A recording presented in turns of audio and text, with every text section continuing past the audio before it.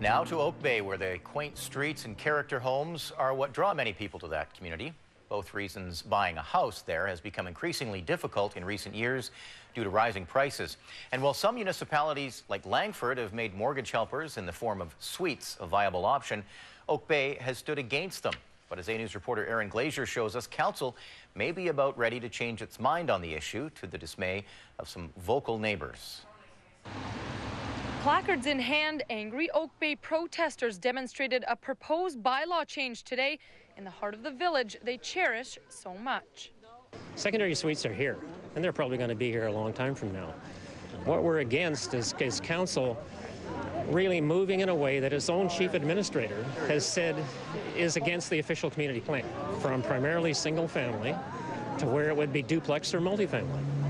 They are worried that if council allows homeowners to legally put in a secondary suite, the increased density, traffic, and cars parked on streets would ruin what they call Oak Bay's idyllic setting. The group says very few people would even register their suites, and that would put a strain on the community.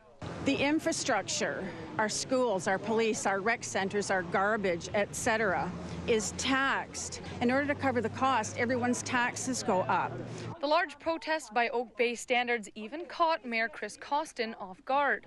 Everyone wants to do what's right for the community. I don't think there's any question of that. You know, 30, 40 people showing up Municipal Hall on a Monday at lunchtime shows that people are concerned and engaged.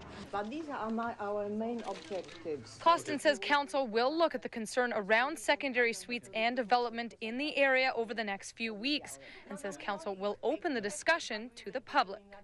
There's more than one issue, and some of them are in front of council and some are in front of staff. As the landscape of Oak Bay streets continues to change, neighbors of these new houses say they are in favor of making the area more affordable if done properly. Times have changed, and the days when you could buy houses in Oak Bay for $3,500 and $50,000 are long, long gone. So how many young people coming out of college can afford to move into this neighborhood? It's just impossible. I think they're being a little bit alarmist. I think that there is a lot of validity in having secondary suites, but it has to be monitored. You have to have parking because you don't want to end up like Vancouver. With the issue of legal secondary suites pending, realtors expect the decision to have an impact on the type of buyer who will be able to put down roots in the sought-after area.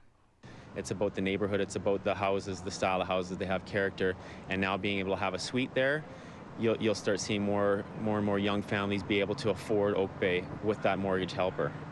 The protesters say developers and contractors stand to make a lot of money from the decision. It would change the character of Oak Bay for a long time. Aaron Glazer joins us live from Oak Bay with more on the story. Aaron, when will council be ready to hold its open house on the issue of secondary suites?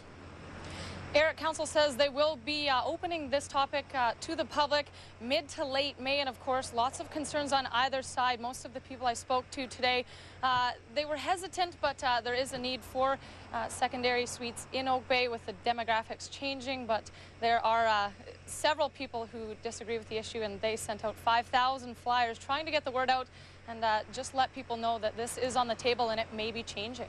All right, thank you, Aaron. You're welcome. Aaron Glazer live in Oak Bay tonight.